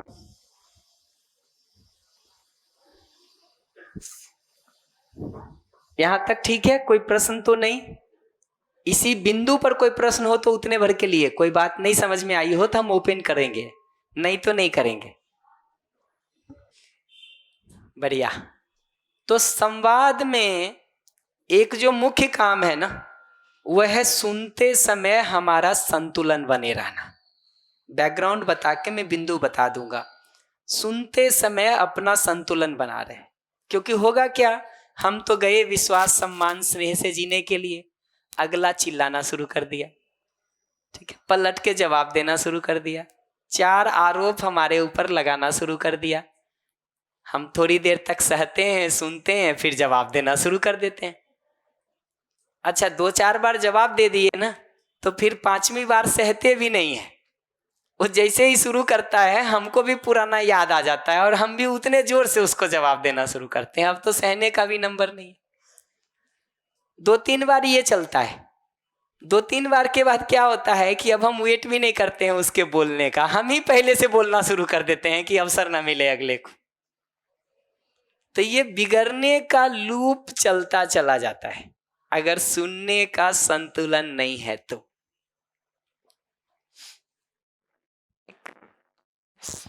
सुनने में दो मुख्य बात समझनी होती है कि अगला जो भी बोल रहा है वो अपनी समझ, मान्यता, भाव और विचार को बोलता है, ना कि मेरे बारे में बोलता है। आप मुंह खोलते हो तो उससे आपके बारे में पता चलेगा ना। मैं मुंह खोलता हूं तो उससे मेरे बारे में पता चलेगा कि आपके बारे में। तो जब सुनते हैं तो पूरा फोकस सामने वाले पर होता है, जब बोलते हैं तो पूरा फोकस अपने ऊपर होता है। तो जब हम आपको सुनते हैं तो फोकस में आप होते हैं, मैं कहीं से बीच में आता ही नहीं हूं, आता ही नहीं हूं। फोकस पूरे समय आप होते हैं। ये समझ में आया? फोकस सुनते समय आप होते हैं। जब मैं आपको सुन रहा हूं तो मेरा पूरा फोकस आप पर है। बोलूंगा तो पूरा फोकस मुझ पर होगा। मुझ पर होगा। ठीक है, अब इसमें कोर प्रिंसिपल हमने ये समझा था कि हमारी परेशानी का कारण हमारी अपनी किसी जरूरत का पूरा नहीं होना है, ना कि अगला व्यक्ति। ऐसे ही जब आप परेशान होकर कुछ बोलना शुरू करते हो तो हम ये देख पाते हैं कि आपकी परेशानी का कारण आपकी किसी जरूरत का पूरा नहीं होना है, ना कि मैं। तो मैं बीच में आता ही नहीं है। आप कितने भी ब्लेम से हमको बोलो, कंप्लेन से हमको बोलो, हमको इतना ही सुनाई देता है कि आपकी ये जरूरत पूरी नहीं हो रही है, इसलिए आप परेशान हो रहे हैं। और जब मैं अपने को देखता हूं तो मैं देखता हूं कि मेरी ये जरूरत पूरी नहीं हो रही है, इसलिए मैं परेशान हो रहा हूं। तो सुनते समय सिर्फ एक बात पर फोकस रहना होता है कि अगले का नीड क्या है, कंसर्न क्या है, कंसर्न क्या है। सुनते समय सिर्फ एक बात पर फोकस होना होता है कि अगले का नीड क्या है, कंसर्न क्या है। और अगर कचरा सुनाई देने लगे, उसका गुस्सा, उसका विरोध, उसका चीखना, उसका चिल्लाना, उसका अपमान, उसका खराब टोन, ये सुनाई देने लगे, तो ये देखना कि जितना ज्यादा कचरा है ये उसकी उतनी ज्यादा बड़ी जरूरत है, और वो उतने जोर से प्लीज के रूप में सुनने की जरूरत है कि वो कह रहा है कर ही दो, नहीं तो मेरा सारा संतुलन बिगड़ जाएगा। जितने ज्यादा जोर से चिल्लाते हैं उसका क्या मतलब है, मान ही लो इसको, नहीं तो हमारा संतुलन खराब हुआ जा रहा है। यही तो सच है ना, अपने को देखो दिखने लगेगा। तो सुनते समय 3 बात, फोकस पूरा सामने वाले पर, सामने वाले पर। उसकी कौन सी जरूरत पूरी नहीं हुई है जिसके कारण वो परेशान है, उसी को पहचानना होता है और बोलना होता है। आप इरिटेटेड हैं क्योंकि आप क्लास में व्यवस्था चाहते हैं जो पूरा नहीं हो रहा है। आप इरिटेटेड हैं क्योंकि शाम की दूध की जरूरत थी जो पूरी नहीं हुई। आप परेशान हो रहे हैं क्योंकि समय से जो ऑफिस आपको पहुंचना है उसमें देर हो रही है। आप वाला वाक्य है सारा। तो सुनते समय पहला चीज सारा फोकस सामने वाले पर। दूसरा, उसके नीड और कंसर्न को सुन पाना, उसकी जरूरत को सुन पाना। और तीसरा, जितना ज्यादा कचरा बोल रहा है वो, उसको उतने जोर से प्लीज के रूप में सुन पाना। कौन बताना चाहेगा? आकर्षिता दी, माइक दे दीजिएगा। एक माइक इधर दे के रखिएगा।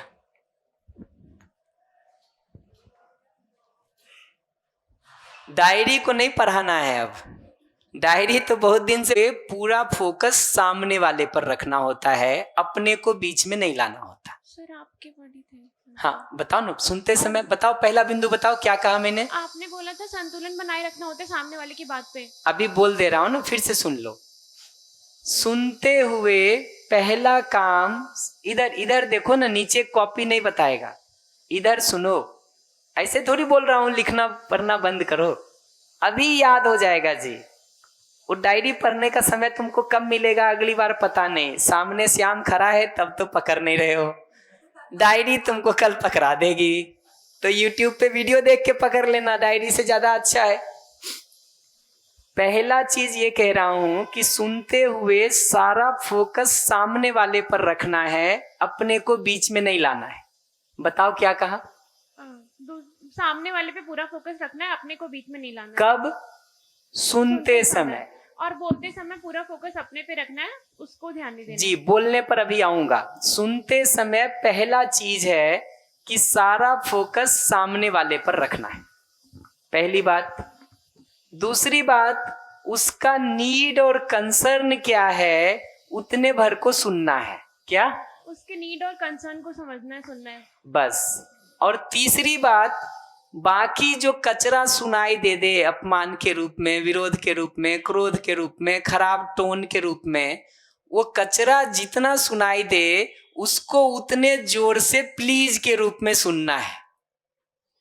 जितना कचरा सुनाई दे उसको उतने जोर से प्लीज के वे में सुनना है। हाँ, थैंक यू। भैया प्लीज का वे क्या है? कृपा, कृपया। अच्छा, कृपा अलग चीज है, कृपया कृपया, रिक्वेस्ट, निवेदन कर ही दो ना यार प्लीज।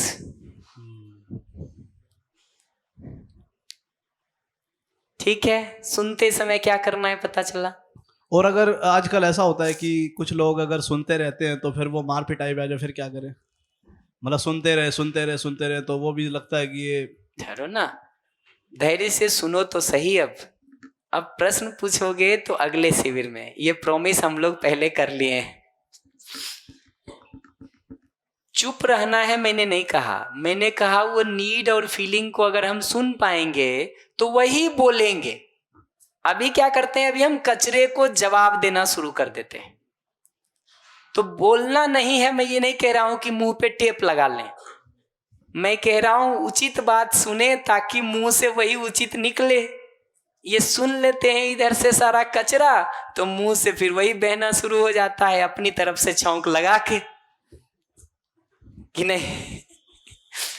तो सुनते समय ये कर पाए ना, तो बोलने में ये दो बात, अगर आपकी बात कर रहे हैं तो आपसे शुरू होगा, आप पे खत्म होगा, और मेरी बात कर रहे हैं तो मैं से शुरू होगा, मैं पे खत्म होगा। इधर इधर इधर आपकी बात कर रहे हैं तो आप से शुरू होगा, आप पे ही पूरा हो जाएगा। उदाहरण के लिए, आप इरिटेटेड महसूस कर रहे हैं क्योंकि आपको समय से ऑफिस पहुंचने में देर हो रही है, आपसे वाक्य है आप पे खत्म है, ठीक है? या मैं इरिटेटेड महसूस कर रहा हूं क्योंकि मेरी सम्मान की जरूरत है जो पूरी नहीं हो रही है, मेरी डिसीजन में पार्टिसिपेशन की, निर्णय के दौरान पार्टिसिपेट होने की जरूरत है जो पूरी नहीं हो रही है, मुझे सहयोग की जरूरत महसूस हो रही है जो पूरी नहीं हो रही है। ये स्टेटमेंट एकदम इतना सिंपल होता है। आपकी बात करते हैं तो आपसे शुरू, आप पर खत्म, और जब अपनी बात कहते हैं तो मैं से शुरू, मैं पर खत्म। बोलने का पहला प्रिंसिपल समझ में आया? अभी हम क्या करते हैं, आधा अपना बोलते हैं, आधा आपका बोलते हैं। समस्या मेरी, कारण तुम, परेशानी मेरी, कारण तुम, नहीं क्या? सारा झगड़ा तो इसी बात का है जी, परेशानी मेरी, कारण तुम।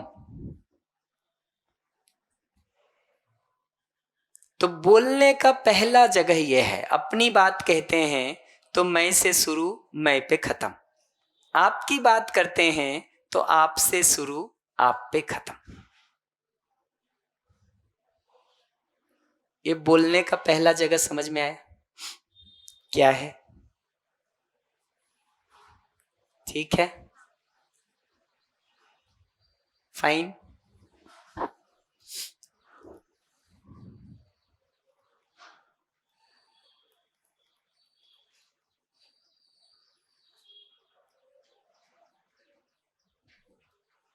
अगर चर्चा के दौरान सही और गलत तय करना हो, डिस्कशन करना हो ही सकता है करना पड़े, तो कौन सही है कौन गलत है इस पर चर्चा करने के बदले क्या सही है क्या गलत है इस पर चर्चा होने की जरूरत है। एक उदाहरण से समझा देता हूं। मान लो तुम कहते हो कि दूध पीना सही है, मैं कहता हूं नहीं है।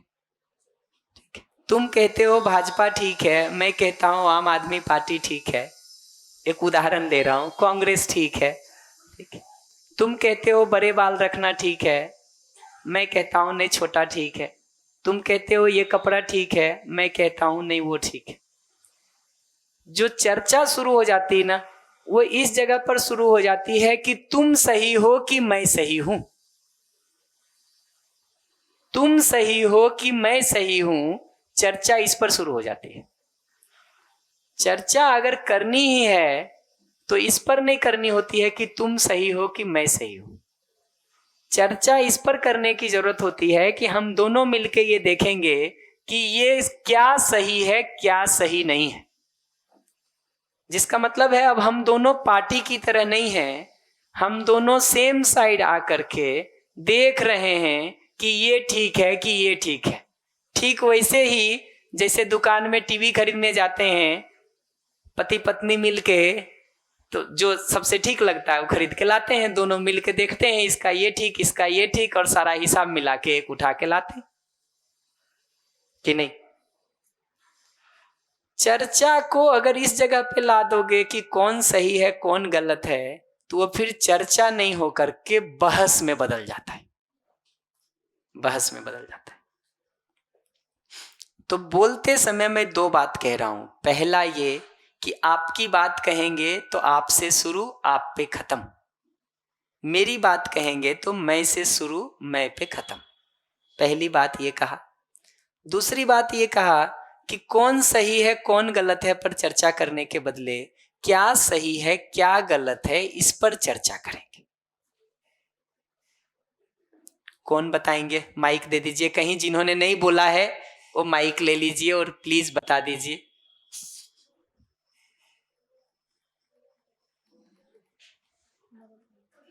हाँ प्लीज। आपने सबसे पहले बताया कि हमें सबसे पहले फोकस, अगर मैं बात कर रही हूँ तो सबसे पहले रखना है मेरे से शुरू और मेरे पे खत्म। अगर अपनी बात कह रहे हैं अपनी बात हो रही तो, और अगर सामने वाले की बात हो रही तो आपसे शुरू आप पे खत्म। Thank you. दूसरा? और दूसरा उसको दे देते हैं माइक। कंटिन्यू। दूसरा ये था कि है ना, परेशानी मेरी कारण तुम। हाँ, ये तो बताया था कि गलती होती है।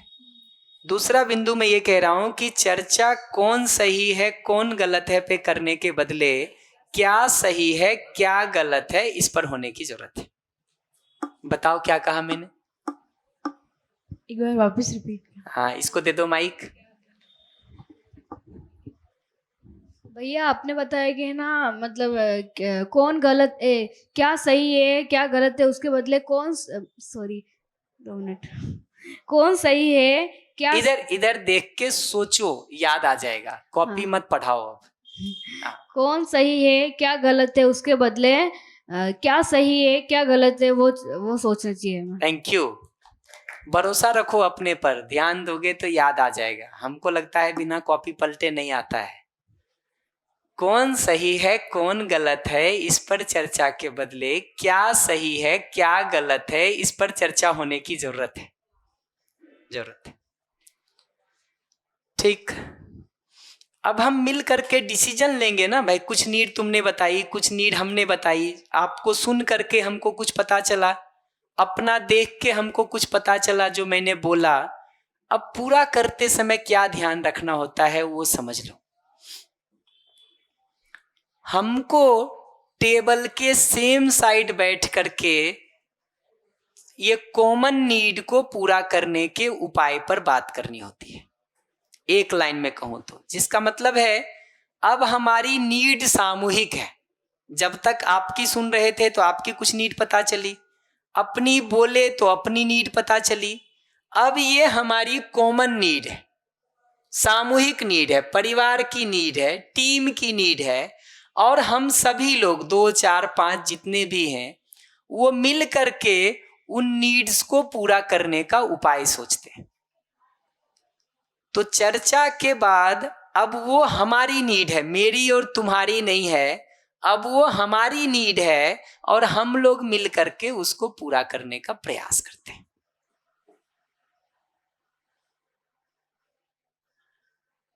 हमारी नीड है, डिस्कशन के बाद अब वो हमारी नीड है और हम साथ मिल करके उसको पूरा करने का प्रयास करते हैं। कौन बताएगा क्या कहा मैंने?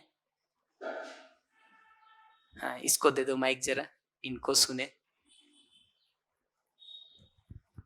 सर आपने बताया कि टेबल के अपोजिट साइड ना बैठकर अगर हम साथ में डिस्कशन करेंगे तो बात ये नहीं कि तू सही है मैं सही हूँ, हमारी बात सही है। मतलब हम दोनों अब हमारी बात पे आ गए, ये नहीं कि तू गलत है मैं सही हूँ, हमारी बात। मैं फिर से रिपीट कर देता हूँ, पीछे माइक दे दीजिएगा, उनको कुछ कहना चाह रहे हैं।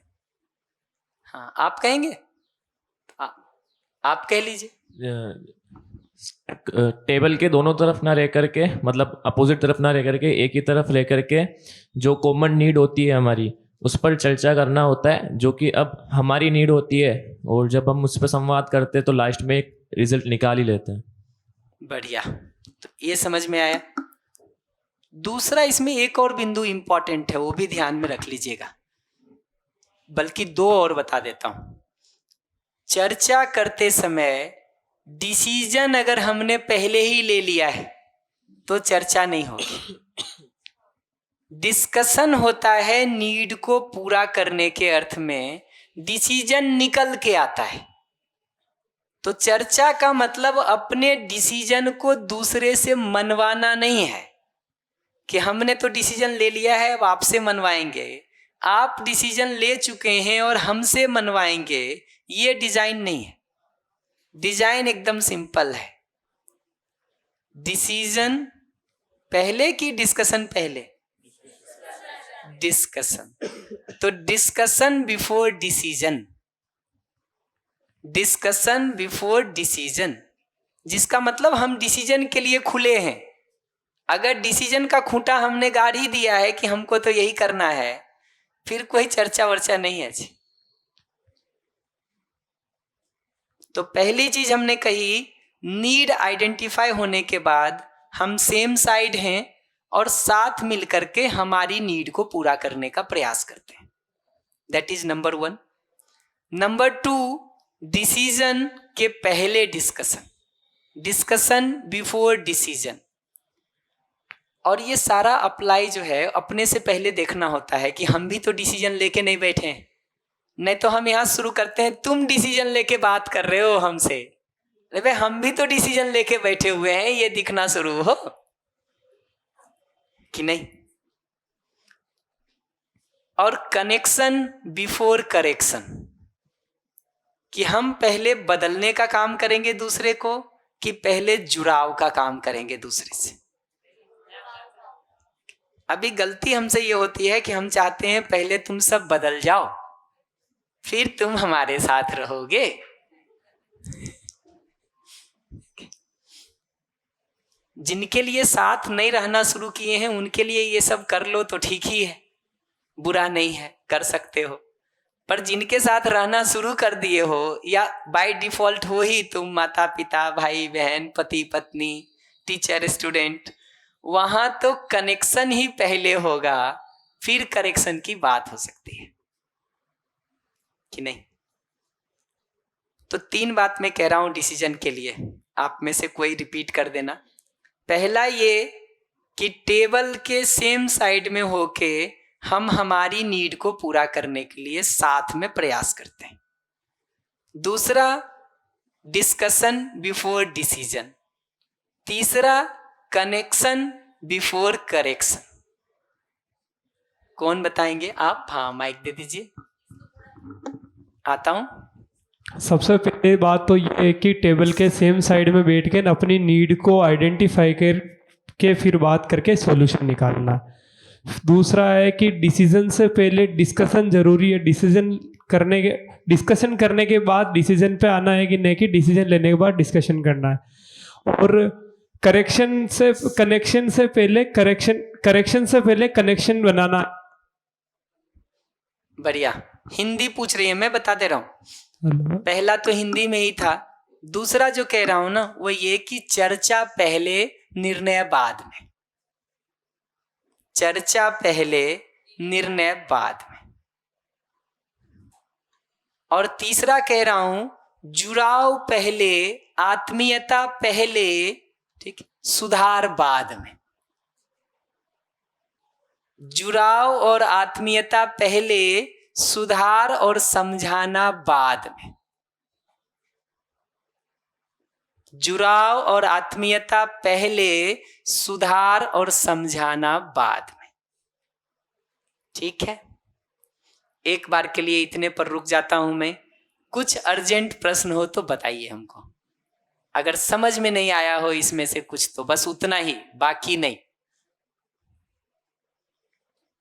इसमें से कोई बिंदु नहीं समझ में आ रहा हो तो बताइए। माइक दे दीजिए इनको।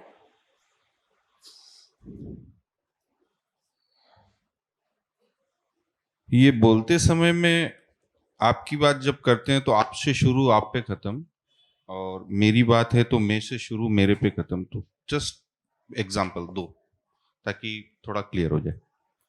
कई रिपीटेड एग्जाम्पल इसमें आप सेशन सुनेंगे तो आपको मिल जाएगा। फिर से एकदम सिंपल बात कह रहा हूं कि मैं अगर इस समय क्लास में परेशान होता हूं तो मेरी अपनी कोई व्यवस्था की जरूरत पूरी नहीं होती है, इसलिए परेशान होता हूं। तो अगर नाश्ता समय से नहीं मिला है और क्लास शुरू करना है और अगर हमको परेशानी हो रही है तो मेरी परेशानी का कारण क्लास का समय से नहीं शुरू होना है। मेरी परेशानी का कारण आप नहीं है, आप नहीं है। ऐसे ही जब आपकी कोई परेशानी होती है तो उसका कारण आपकी किसी जरूरत का पूरा नहीं होना होता है, मैं उसका सीधा कारण नहीं होता। मेन काउज तो हमेशा मेरी अपनी किसी जरूरत का पूरा नहीं होना होता है। उदाहरण के लिए मैं आपसे सम्मानपूर्वक बात करने की अगर अपेक्षा रखता हूं और आप ऊंची आवाज में बोलते हैं अपमानजनक ढंग से तो हमको बुरा लगता है। हमको बुरा लगा क्योंकि मेरी सम्मान की जरूरत पूरी नहीं हुई। वो चाहे इनसे नहीं होगी तो इनसे बुरा लगेगा, आपसे नहीं होगी तो आपसे बुरा लगेगा, इनसे नहीं होगी तो इनसे बुरा लगेगा, किसी चौथे पांचवें से नहीं होगी तो उनसे बुरा लगेगा। इसका मतलब ये व्यक्ति मुख्य कारण नहीं है, मेरी अपनी सम्मान की जरूरत का पूरा नहीं होना मुख्य कारण है कि नहीं?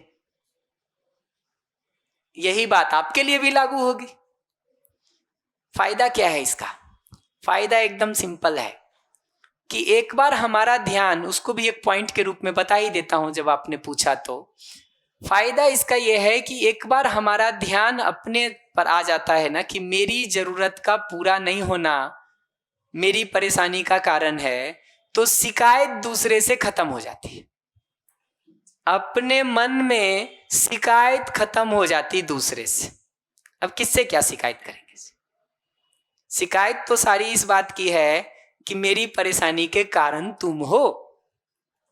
हमको एक बार दिखने लगा कि मेरी परेशानी का मूल कारण तो मेरी अपनी जरूरत का पूरा नहीं होना है, तो शिकायत से फ्री हो गए। तो दूसरा तो फ्री हो गया, शिकायत खत्म हो गई। जरूरत तो मेरी अभी भी पूरी नहीं हो रही है, तो उसका दुख तो होगा, दुख तो होगा। तो ये जो जरूरत मेरी पूरी नहीं हो रही है, उसका जो दुख होता है, उसको बदलने का तरीका ये होता है कि हम अब ये सोचना शुरू करते हैं कि अच्छा, मेरी सम्मान की जरूरत है, मेरी सहयोग की जरूरत है, ये किन किन और उपायों से भी पूरा हो सकता है। तो अगर मेरी सुबह 8 बजे नाश्ते की जरूरत है, आप बना के देते हैं, वो एक उपाय है। मैं खुद बना सकता हूं, दूसरा उपाय है। घर में कोई खाना बनाने वाली आ सकती है, तीसरा उपाय है। जोमेटो से आ सकता है, चौथा उपाय है। कुछ अंकुरित करके रात में रखा जा सकता है जिसको बनाने की ही जरूरत नहीं पड़े, पांचवा उपाय है। क्रिएटिविटी हजारों लगाए जा सकते हैं।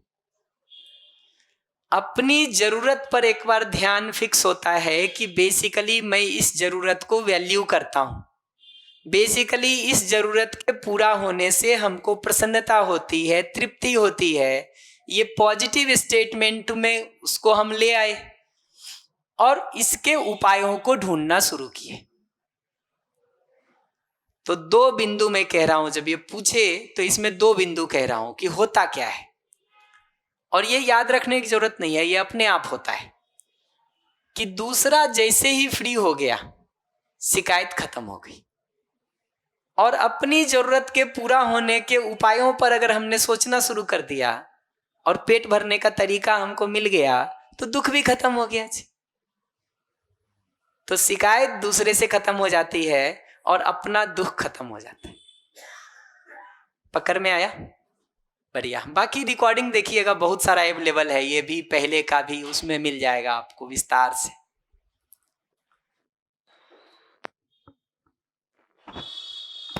बढ़िया। तो इतने बात तो मुझे मुख्य रूप में समराइज करनी थी आपके अभ्यास की जगह से। अब मैं अगला 5 मिनट लूंगा सामान्य समरी को पूरा कर देने की जगह से, पूरा कर देने की जगह से।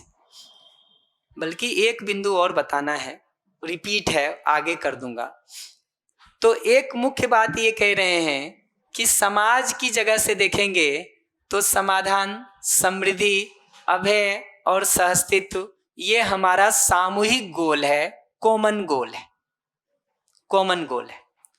उसको पूरा करने के लिए शिक्षा संस्कार की व्यवस्था, स्वास्थ्य संयम की व्यवस्था, उत्पादन कार्य की व्यवस्था, विनिमय कोष की व्यवस्था, न्याय सुरक्षा की व्यवस्था, ये 5 व्यवस्थाओं का ठीक होना जरूरी है। तो शिक्षा, न्याय, स्वास्थ्य, उत्पादन, विनिमय, ये 5 व्यवस्था का ठीक होना जरूरी है।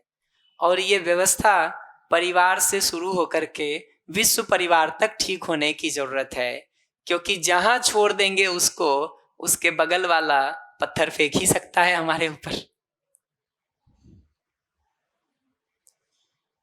तो समाज के संदर्भ में 3 मुख्य बात कह रहा हूं। कुछ कर पाए तो ठीक, अभी नहीं कर पाए तो ठीक, साल भर बात कर लेंगे जी, इतना होमवर्क तो कर ले। तो समाज में 3 बात कह रहा हूं। हमारा लक्ष्य कॉमन है, हर व्यक्ति में समाधान, हर परिवार में समृद्धि, समाज में अभय, प्रकृति या अस्तित्व में सहअस्तित्व। उसके लिए व्यवस्था के 5 आयाम हैं, शिक्षा का, न्याय का, स्वास्थ्य का, उत्पादन का, विनिमय का। और इसको इंश्योर करने की जरूरत है परिवार से शुरू करके विश्व परिवार तक। ठीक।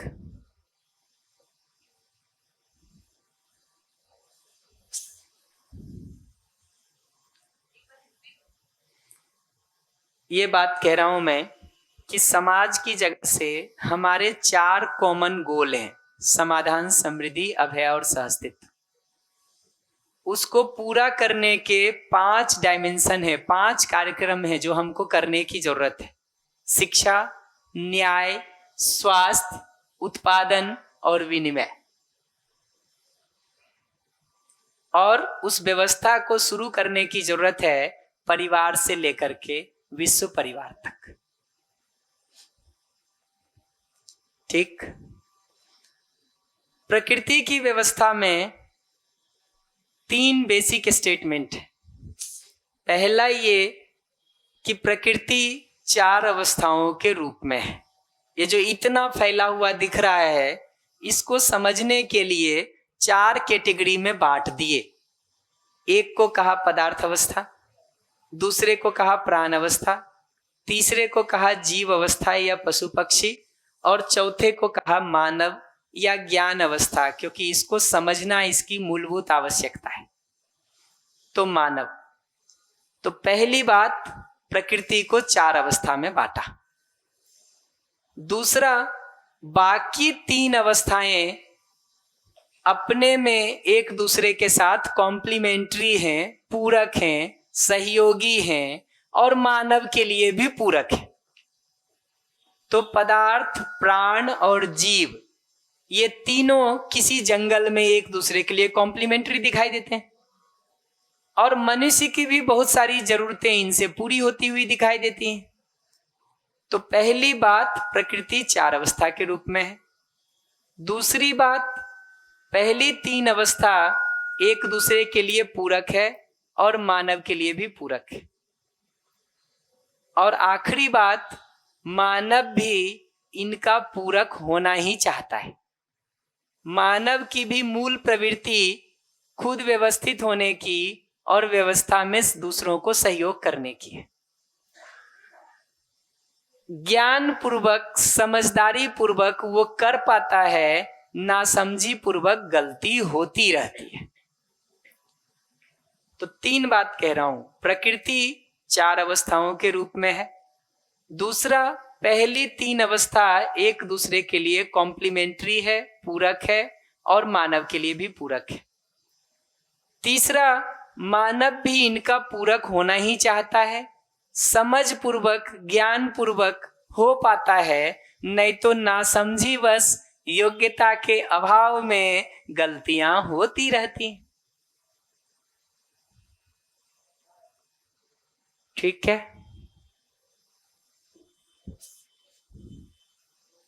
अस्तित्व की जगह से भी 2 पॉइंट बता दूं।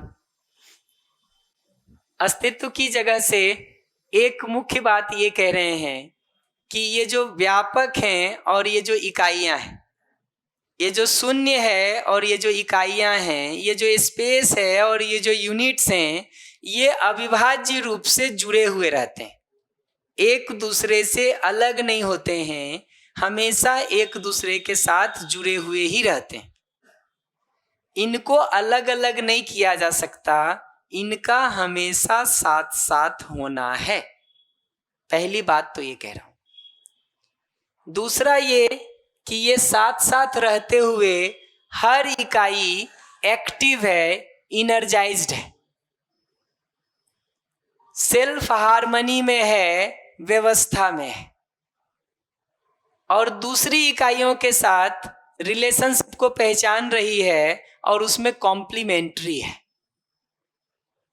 तो हर इकाई स्वयं में व्यवस्था है, पहले तो इनर्जाइज्ड है, ऊर्जा संपन्न है, फिर स्वयं में व्यवस्था है, फिर बड़ी व्यवस्था में या समग्र व्यवस्था में या दूसरों के साथ व्यवस्था में भागीदार भी है। ये 2 ही बात कह रहा हूं। तीसरा अगर ध्यान दिलाने के लिए कहना हो तो मानव भी पे भी ये बात लागू होती है, कुछ काम उसमें हो रखा है, कुछ होना शेष है। तो इनर्जाइज्ड होने की जगह पर समझ वाली क्रिया को अपूर्ण है, पूर्ण करने की जरूरत है। स्वयं में व्यवस्था का कुछ काम हो पाया है, कुछ होना शेष है। व्यवस्था में भागीदारी जहां जहां संबंध दिखता है और जितना समझ में आया है उतना कर पाते हैं, जहां नहीं समझ पाए हैं या संबंध ही नहीं दिखता है वहां नहीं कर पाते। ठीक है, ऐसे भी कई जगहों पर शिविर होने का काम होता रहता है, तो वो सूचना तो आपको मिल जाएगी, लेकिन दिन भर में घंटे भर का समय निकाल के हम इसको पढ़ने या सुनने का काम YouTube के माध्यम से या बुक के माध्यम से कर सकें, ये एक जरूरत है जो आपको करने की जरूरत है। दूसरा, जितना बिंदु हमने कहा है उसको रोज के जीने में अप्लाई करने का कोशिश करने का जरूरत है। और तीसरा, रात में सोने के पहले 10 मिनट का टाइम निकाल के ये देखने की जरूरत है कि कहाँ कहाँ मैं ठीक जी पाया और कहाँ नहीं जी पाया, और जहाँ नहीं जी पाया वहाँ कैसे ठीक कर सकते हैं। तो 3 काम मैं आपके लिए कह रहा हूँ। पहला ये कि दिन भर में घंटे भर का समय लगा के इसको पढ़ने सुनने का काम कर सके। दूसरा ये कि दिन भर के जीने में जिन बिंदुओं पर हमने बात किया, जो भी 1, 2, 4 आपको पकड़ में आते हों उसको जीने में अप्लाई करना शुरू करें। एक भी करेंगे ना तो बहुत है, बहुत है। जरूरी नहीं है कि 4, 5, 10 को ही करें, एक को भी पकड़ के करना शुरू करेंगे, धीरे धीरे चीजें जुड़ जाएंगी। और तीसरा, रात को सोने के पहले 10 मिनट का टाइम लेकर के ये देख सकें कि क्या ठीक कर पाया, क्या नहीं कर पाया, और जहां नहीं कर पाया वहां कैसे कर सकते हैं, इसको खुद सोच सकें। खुद से उपाय नहीं मिले तो आपके कुछ मित्र बन गए होंगे, आपके आसपास कुछ मेंटर्स होंगे, उनसे चर्चा कर लें। उससे भी नहीं होता है तो वीकली मीटिंग तो है ही, वहां बात हो जाएगी। कौन बताएंगे 3 बातें हमने क्या कही? नया हैंड, ये तो सब पुराने हैं। हाँ, इनको दे दीजिए माइक, इनसे सुन लेते हैं। हम इस चीज़ को वापस से रिवाइज कर पाइए, अपने जीवन में रहे, उसके बाद में जीने में जो हम सुन रहे हैं अभी तक सुना है उसको जीवन में एटलीस्ट एक मतलब मिनिमम एक चीज़ तो अप्लाई करें, और हो सके जितनी ज़्यादा वो अपने आप जुड़ती जाएगी। और उसके बाद में रात को सोने से पहले मिनिमम 10 मिनट हम सोचे और समझे कि हमने किस किस चीज़ पे अप्लाई मतलब जिए है इसको और किस किस चीज़ पे नहीं जिए है, ताकि हम इसको रिफ्लेक्ट कर पाएंगे कि हाँ हमें इस चीज़ को सही करना है या इसको नहीं करना है। जी, और कैसे करना है उसके उपाय को या तो खुद सोच सकें या मित्रों से बात कर सकें या ऑनलाइन मीटिंग में पूछ लें। ठीक है, बढ़िया।